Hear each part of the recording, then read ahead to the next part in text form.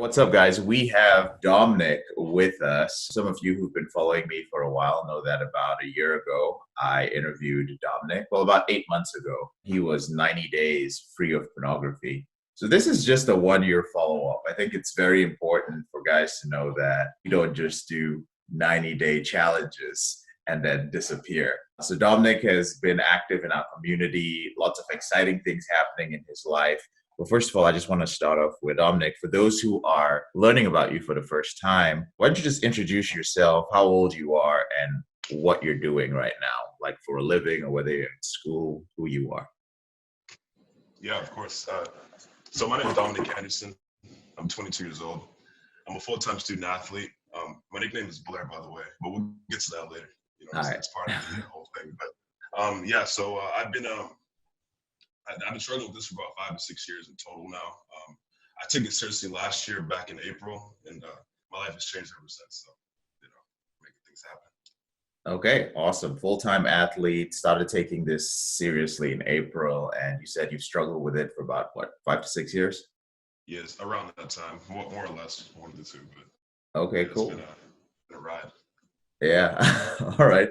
So I know that you reached out to me originally to work with me, and I had recommended that you use our free material. So that's what you started doing. Just remind everybody, and a refresher for those who have watched this before and for those who are new, what was the aspect of the PornReboot system that worked out best for you?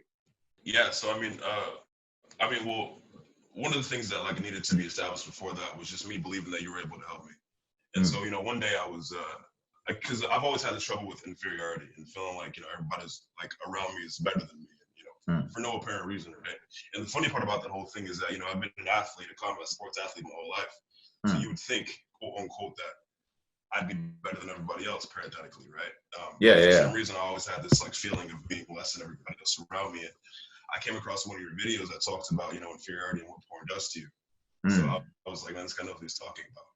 But so you were asking what was the thing that really helped me the most was, I've reached 30 days before by myself without any type of system, 60 days, whatever it was, but that didn't sustain me. So me understanding that this is going to take a lot longer than just 90 days or whatever it was, and realizing that my willpower dissipates and you have a system that basically, I don't have to, it's not as much of as a mental drain versus using willpower. That's the thing that really stuck me. So. Okay, cool. So realizing that was one of the things that made you come on board with the program. Was there anything specific that you implemented regularly that really helped? Yeah, one of my biggest things was boundaries. Okay. I realized about myself that I was the type of guy who relapsed in the morning and at night. Okay.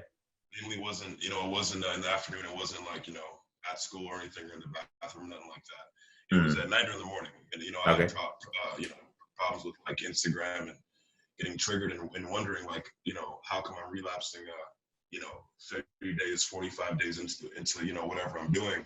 And, having boundaries, it really stops that. Once you become disciplined enough to actually implement your boundaries and not disrespect them, it really, really makes a world of difference. It becomes natural to the point where you don't have to think about your boundaries in order to in order to be successful and recover. Next, you implement boundaries that are strong, you don't disrespect them. Next thing you know, you're so long into the program and you feel great. So okay, boundaries are the biggest thing for me. Boundaries were the biggest thing for you. All right. Well, Dominic, some guys are going to be watching this and they're going to say well, I've tried to implement boundaries, and you say that you just got to be disciplined. Do you mind sharing with guys what makes the difference? So some guys are literally going to listen to this and go yeah, well, how do I become disciplined with boundaries? What made you stick to your boundaries once you identified that you slipped in the mornings and in the evenings? What kept you consistent with the boundaries? Good question. One of the things was really my accountability partners. Okay. After the Quran, I've gotten a few. So, I've had a few guys reach out to me asking if we can work together, and it worked out because Daquan, we went our separate ways for a little while. Do you want to introduce, tell everybody who Daquan is first, because some people would be watching this for the first time. Daquan, for sure. Daquan, he was. So I reached out to him. he made a post in the group about in April, I think, of last year, 2019, and he was saying how he wanted help or whatever. And I was just beginning to, get into this. And so I was like, okay, cool. I can have someone I can work with. And so we talked for a little while, and I realized that we clicked and connected. So it really worked out. So like, we got on Covenant Eyes together. Okay. We would talk almost every day. Like literally, we talk every day on Facebook Messenger. We'd send each other voice notes of how we're doing and everything. And he was, we'd send each other book recommendations, all that type of stuff. Like we were really going into the program. And he slipped he slipped twice in total this whole time out of from last year till now. And the first time he slipped, he handled that so well. It was like 2 weeks into his whole program. He handled it very well. I knew like this guy, I'm gonna reach incredible strides with this person. So okay, that was awesome. So since Daquan, since you've had him, you've also had other accountability partners, and you feel like having these accountability partners really helped with maintaining the boundaries. So what exactly was going on, Dominic? Were they checking in with you at certain times, or were you reaching out when you were like, hey man, I feel like I'm about to cross this boundary? How did that work exactly? I mean, really, it was both. I'd have accountability partners who, they'd hit me up saying, hey, how's it going? Or hey, I'm messing up in this area. How can I improve this? And vice versa. Because I mean, I'll give an example. This would be one of the boundaries that's like most triggering for me is IG, Instagram. Okay. But I also have this thing of I have this fear of missing out, right? So, I a lot of times, I get like it's weird, man. On Instagram and stuff, when I'm off of it, I feel like I'm like disconnected from everybody else, which triggers me to be lonely, right? So okay. I hit my accountability partner like, hey man, like I'm feeling kind of lonely. I want to hop back on IG, but I know how dangerous this is for me. I literally relapsed, being real far into like a no-fap streak or whatever. Yeah. Purely because of Instagram, right? Wow. And so okay. I'm like, I know this has to be the thing that like, if I give this up, then I'll be sober, But it's just hard to give it up sometimes. So. Just having the accountability partners really helped me with that. And okay. So did you get to clear about it? Go ahead. Go ahead. I was just saying, being clear about the whole thing, like just understanding, like having your boundaries written down. You know what I'm saying? Like being very specific and clear to the T about what exactly you need to be refraining from and why. You know what I'm saying? And just having it on paper versus having it in your head for me is very powerful. So okay, cool. Thanks for sharing that, man. So out of curiosity, 1 year later, what's your relationship with Instagram now? In the past, you get triggered and feel lonely when you disconnected, and this is connected to your fear of missing out. So where are you at with it right now? I've got to control myself.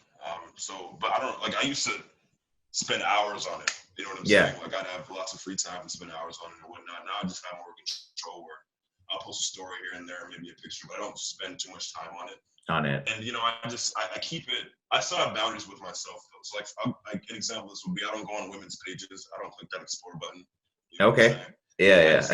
Keep it. I treat it as Facebook. Facebook. Except with Facebook, you kind of have control over what you see. In a sense, you don't. So true. I just kind of keep it to where I'm like.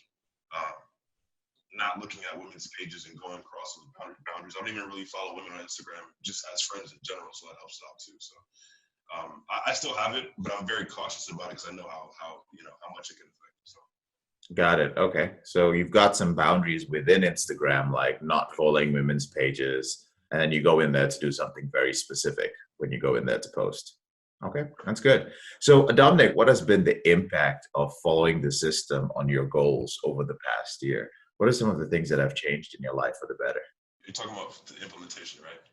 Yeah, just implementing the actual program. So just so you guys know, Dominic is also a member of our Reboot implementation program. He'd already mastered the basics of our system just using the free material, which, by the way, for those of you who are listening to this, is probably one of the best ways to do this, is to struggle on your own for a little bit. I don't need you guys to buy a program. Learn the system for free with the free stuff that's out there. And then if you feel you want to move a little bit faster or get more established in the program, then think about joining our implementation program. But from the free material or the implementation program, Dominic, what has changed in your life, man? Yeah, man. I mean, honestly, so I mentioned earlier that my nickname is Blair. Blair. B-L-A-I-R? Yeah, Blair, exactly. All And right. what that means is that's a person who basically sticks out and he shines above everybody else. And to further extend on that, it's somebody who brings value to others and others see value in him. You Okay. know what I'm All saying? right. And so, Yeah. I gave myself that nickname due to like, it's funny, man, one of the first modules of your program really, really helped me. It was, you figuring out, how you want to be on the other side of this whole thing. You know what I'm saying? Like what you want in your life and like, what do you want to accomplish and achieve?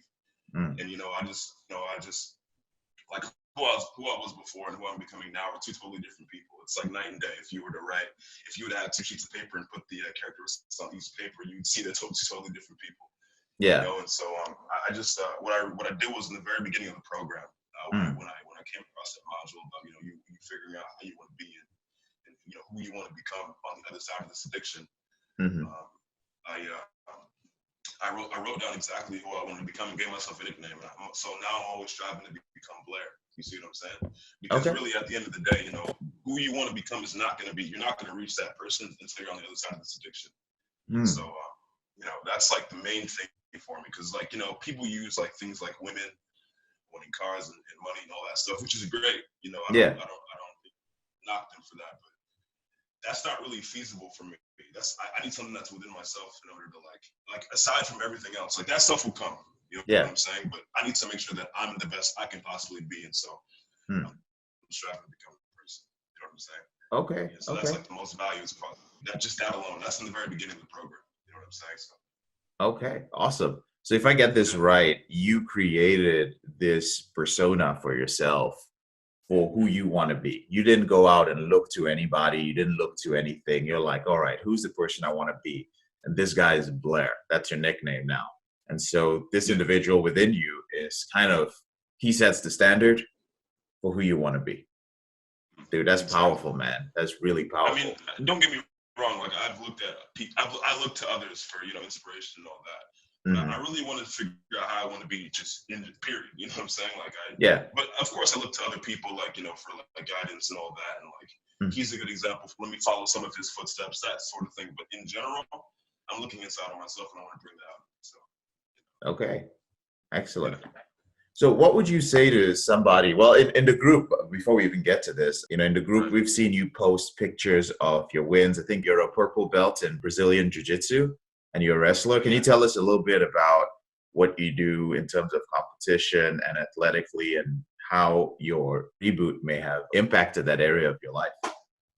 Yeah, so I've been doing Jiu-Jitsu and wrestling for the past 6 years. I started back when I was, I think, 15 or 16. I'm 22 now, so And man, it's funny. Like my plateau, like where I really started to peak was before I became an addict. Unfortunately, like like when I was 16 through 18. Yeah. And then now that I'm free from it. And so what happened in the middle was a lot of because honestly, I used to be the hardest worker I knew until this came into my life, and like I used to like compete. Train hard. I was extremely disciplined with my diet, my training, and all. Never missed a practice. And then this came into play. This started to become a part of my life, and everything started to go downhill for me, like as far as my athletics go. And then even like in terms of like my academics also, because I'm a full-time student. So like an example of like it going downhill for me would be like I would get extremely like nervous before my competitions when that's not something that used to happen to me before. Very nervous, I always feel like, because I always feel like no matter whether I beat this guy 3 or 4 times before or not, I always feel like I was going to lose for some reason. It's awful, you know what I'm saying? And these are things that need to be, they can't be there when you're a competitor, you know what I'm saying? Yeah. Because your mind already goes in a lot of different places, period. And so, just having that extra weight on your back, it's not going to help you, you know what I'm saying? Yeah. So, Okay. And so how did that change for you? So no more nervousness before competitions. Oh, right. Okay. Yeah, I mean, there's a lot of different areas that it actually affected, but so like I competed this past weekend and 2 weekends before that. Okay. And I won both times. I won the tournament. Congratulations. The whole thing is that, oh, thank you, I appreciate it. And the funny part about the whole thing is that, I competed against a guy who beat me in 2017 in 1 minute. This guy destroyed me, right? Wow. And so I met him again this past weekend and I destroyed him. Yeah. And I honestly think that PMO made the difference. Just giving it up. You know what I'm saying? Nice. My mindset was just super sharp. You know, I wasn't nervous out there as I usually was. And you know, one thing that also was taken away from me due to the addiction was the fact that I would be extremely tired. Like I just didn't have the motivation to do it. You know what I'm saying? Like I'd be training, I'd be doing all this type of cool stuff beforehand, but I just didn't have the motivation as I do now. You know what I'm saying? And so I would be very lazy out there. I just kind of want to get it over with, have that sort of mentality. Now I'm more energetic and charismatic on the mat. My body language is up, my confidence is up. I just feel like a totally different athlete afterwards, you know? Okay. And so it's made the world of difference for me. I almost quit because of this stuff. So Okay. Wow. You almost quit. I almost quit. I swear to you. There was a tournament that I was doing back in March 2018. Okay. And I just felt so like shitty because I'm like, man, it's funny. Almost before and after every tournament, I would relapse. Okay. The addiction was just so bad for me. You know what I'm saying? Yeah. Before and after every one of them, and then obviously in between that, I'm feeling like garbage. You know what I'm saying? I feel like crap. Yeah. You know what I'm saying? So it was just, yeah, I almost quit. I didn't want to do it anymore. I didn't know what I wanted to do in life anymore. I was just so drawn with my addiction. I used to go on just these horrible binges, try to forget about things. You know. Okay. Dude, well, we're glad that you didn't quit and we're glad that you're winning. How does your future look, man? How do you feel? Well, I know you're still 22, still in college. I'm not going to ask you what are you going to do with your future, but how do you feel about your future now compared to how you did a year ago? Man, every time I think about my future, I almost cry. I'm so excited, because I told you I want to be part of the NCAA. Yeah. I'm the only person in my family that I know of from my immediate family that's ever going to be a part of the NCAA for wrestling, or for any sport in general, but for wrestling in particular. Yeah. You know, and so I started my collegiate athletic freshman in the fall. I'm going for 4 years, and I'm going to get my master's degree after that. And I'm just looking forward to it because now PMO is not a part of my life anymore, you know? Yeah. And yeah, man, I just that, you know, I'm looking at a few schools. One of the schools I'm looking at is in Ohio. Okay. Ohio. All It's right. one of the top NCAA schools in the country right now, so I'm looking forward to it.